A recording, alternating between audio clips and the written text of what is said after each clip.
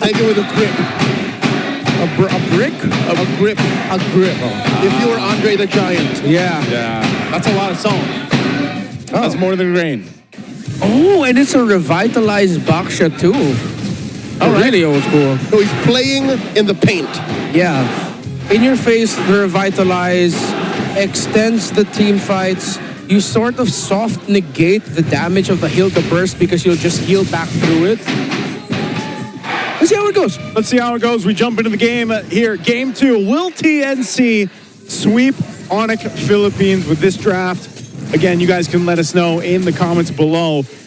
This one's going to be interesting, though, too, just because of the way that TNC is approaching this. I mean, essentially, Chakno still able to do somewhat what he did on a Marcel in a sense of vision, and this time he's not able to kind of freeze people in a golden hour, but he's still a threat, even with a revitalized now on this Baksha, to help heal things up. And then Stome, off of the performance he had in Game 1, we'll see if he can replicate that here in Game 2. Yeah, so it's an assassin emblem set for King Kong, not the MP the King marksman emblem for the Leomore that we've been seeing. Oh, 3 more in Chaknu. Dog pile on Ryota. Ryota wants to push him back. He'll be fine. I call Super Friends down here. Seeing if they can just delay this take on this EXP crab. Well, they're going to be fighting for this crab hard. Oh, wow. Beside us here. Yeah. Base escape. He got it. Yeah, short delay on the farming pattern, but he's fine. Yeah. Gets a retreat away. King Kong is level 4, full clear up top. Now down to Lizard. Seems like we're going to be seeing a 4v4 for this turtle. If Benny Cutie can get close to level 4, maybe right after this wave, he might join in the fight. Oh, Brusco takes a lot of damage. Yep, thrown out the Deadly Magics. Fortunately, he will have recovered enough to still be an impact player for this first turtle. Yeah, did he flicker for that, or did he just run? I'm trying to wait to... Yeah, let's see. I think I remember hearing a flicker sound. Yeah, it sounded like he did, but even without... Yeah, so he did. Yep. Even without that, he's still going to be okay for this first turtle, depending on how he approaches it. Because he could just get Deadly Magic again and not having a flicker. He's going to have to rely on running. Full zone out as TNC secure this turtle. ONIC, a delayed response. I mean, King Kong still pressed the Phantom Steed, but there was no action to be had there. Oh, Brusco, another one gets hit by the Deadly Magics, and not this time. Zyder draws first blood. As I said, he's had a threat of getting Deadly Magic again. Yeah, kind of perplexing to me as to why Brusco still decided to move forward. You already saw where they were going. And no flicker. Yeah, no flicker. Bro, you have enough information of where they are. You just ended up giving a kill to the Harley. Yeah. Bit of an unnecessary death there from Brusco. For sure. But one of those things, too. Again, with Zyda getting an early kill, now you have objective 1v1. Ryota versus 3 more. 3 more flickers in through lightning form. The dangerous 3 more hits it. Yeah, 3 more has some words also for Ryota. I think after what happened last week, 3 more is looking for vindication. Yeah, 3 more, one of those XP laners. You see him get a hero like this, he's going to make plays. But I can't believe people in my comment section are saying, I don't feel 3 more. I don't feel 3 more. You feel him now? You feel him now? Again, he's one of those players where if it's a 1v1 in the XP lane and he knows he can take it, he'll take it. Yeah. Sometimes even if he doesn't know he'll take it, he still might try to get it. To be fair to your viewers, last week he did get kind of soft diffed by LVJ. Yes. Oh! The Mamba jumps on a there 3, misses him, finds Brusco, gets taken down, Benny scores. Damn. Oh no, King Kong got cold feet. He did not push forward. He didn't. I don't know if it was because the Revitalize was popped and he didn't think he could capitalize on the kill. Okay, was that discipline or was it more of just like maybe not this time? Not yet. No, not yet. It's exactly what Icy said, with the Revitalize popped off, and if they were at around 10% health, he might have decided to go for it, but the initial burst of the Revitalize already brought them closer to the 20 threshold and even higher. That would continue ticking. King Kong would have been really greedy trying to get that kill. Still, though, that's a warning shot for TNC. Whoa! They find 3 more, they pop them! Okay. They needed that. Ryota gets his vengeance. Yeah. I think ONIC just... quickly get your purple buff and then now go for this turtle. Look for Zyda's Harley first and then re-engage. See what you can get after that. The Mamba jumps on the Brusco. Has no puissance. Goes in on Barbiel and the Mamba is taken out just like that. Oh, last second puissance. In comes Benny. Gets that critical on the Brusco and King Kong. Where's the damage? A stolen Phantom Steed forces the flicker out of Brusco. Ryota is going to get popped here. One more hit. He's still alive. Relentless. but still gets popped just like that as Zaida secures the second turtle. 3mar once more. Prince flickers, or rather flies under tier 1 in mid.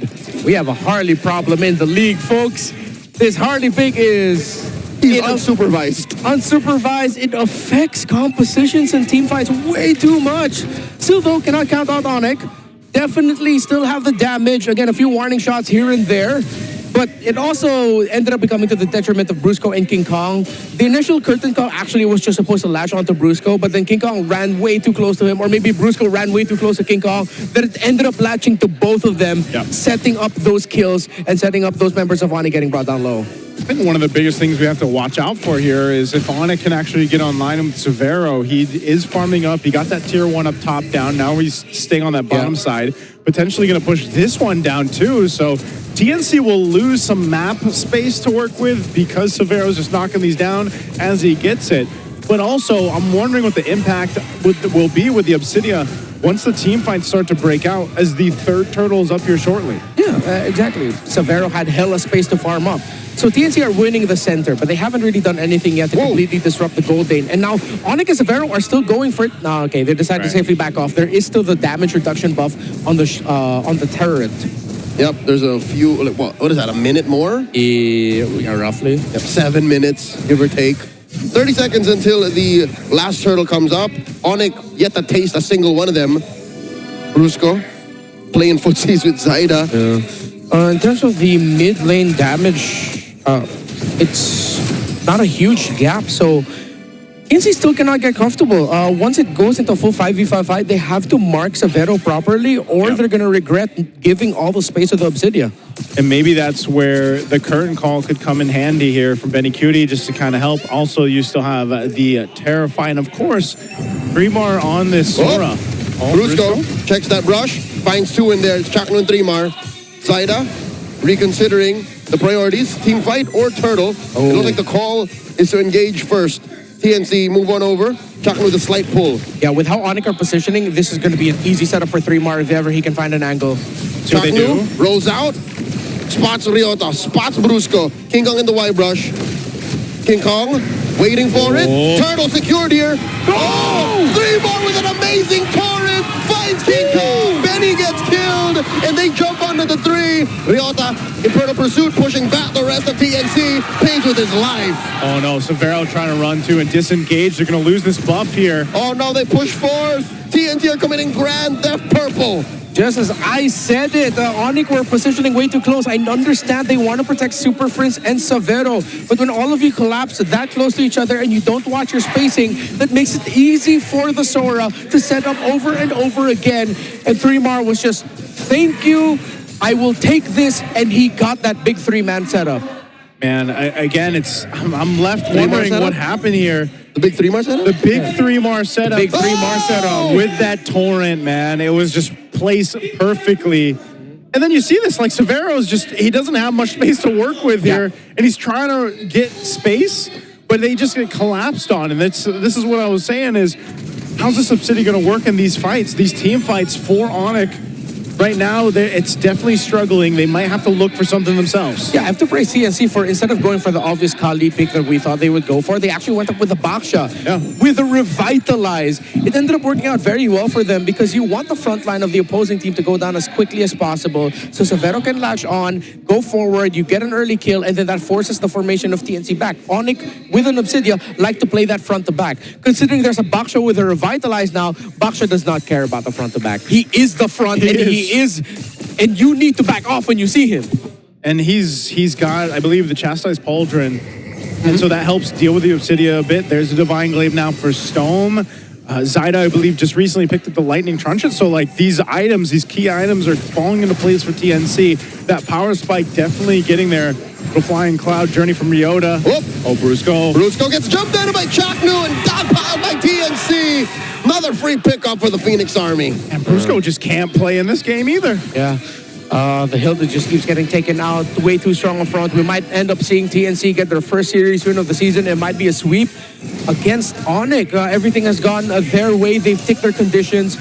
Even though Severo does have the gold, ONIC doesn't have the front line to hold for their Obsidia. Which is why, again, the brilliance of the Valentino pick, blue one. Before that, here's a play. Oh, Chaknu catches Ryota. A stolen feathered airstrike pushes the rest of ONIC back, denying them from tasting the orange. TNC are taking control. Yeah. Severo will push down bot to flow that minion wave a bit. And as I was saying, so there is, in recent trends, if there's a Sora on the other side, if your EXP laner is comfortable with it, you can find Arlots who outplay Soras and actually control the Sora and the opposing team really well during Turtle 1 once the Arlot has the final slash. But the thing is, you couldn't have played Arlot if you were on it because, again, the brilliance of the Valentino blue 1 pick. And that's why teams need to either just ban it out at some point or consider what they really want to trade out here, because ONIC has struggled against the Harley, the threat of Harley, and now that you've got a Holy Crystal, you're looking at the Genius One, like he's locked in. Zyda, oh, they're going to start things up again in between the turrets. Single-handedly forcing responses. A torrent from Thremar threatens Brusco once more. King Kong already use a Phantom Seed early on in that fight. Super Prince wailing away. Down goes Stone. And another kill for Severo. 2 for him. Brusco falls. Zyda trading blows with his Obsidia. Ryota jumps in. Severo with the shutdown. A triple kill for the Savior as Benny Cutie falls back. Severo wants one more. Can he get it? The Maniac on his Indonesian Wonderkind. It's locked in. Welcome home, Stone, but Severo with turn to bone. Oh man, I was asking when does this Obsidia show up, and it just showed up at the right hour into this game, the right minute. Coming in with a Maniac here, and you wondered, what was he doing farming up all game? Well, there you go. Let's take a look at the replay here. Locked in, dude. Perfectly onto Storm also. And then it was actually Ryota who ended up capping that off also with a knockup with a Dark Wave on him. So that was a great link up between Ryota and Severo. Oh man, you see that there too. Even I can only Zyda. imagine the target acquisition. Like, what was the call for Severo? How do they know which one they're fighting now? Oh man, that is a massive turnaround. They got blowed up. They got blowed up. It's funny because, like, for Severo, the problem is, man, where's my front line? I don't get enough of front line. I am the front line now, says Severo. Is he not the pressure? He is the pressure. He is the pressure. He's the pressure in this game. But he's also the pressure. front line. Yeah. He's taken down all these turrets as well, by the way. Yeah. So Severo's putting in work, picked up the Maleficent, now working on his Rose Gold. Chaknu jumping in. Okay, finds Severo. Oh, Not he much of knows. a response just yet. In comes the rest of TNC. Chaknu still alive, power to revitalize. Thremar goes to hunting. Then there's like the answer by Prince. Severo falls. Benny finds Brusco. Thremar traded out for Super Prince. Finally gets another kill. Puissance play. Chaknu softened him up. Down goes Ryota. Down goes Prince. Done by Zyda. And Benny gets a Maniac. It's a wipeout. The storm meets the storm. Mamba mentality setting up the team. He knew he was there, and they got the wipeout. They're in the base. They've got minions. TNC find their first win in season 17, sweeping ONIC Philippines. I see your Maniac, Severo. Well, I'll take mine, says Benny Cutie. What a sudden turn of events to end this game. Chaknu knew. He saw that the members of ONIC were too far out and that there were members of TNC ready to jump in and join.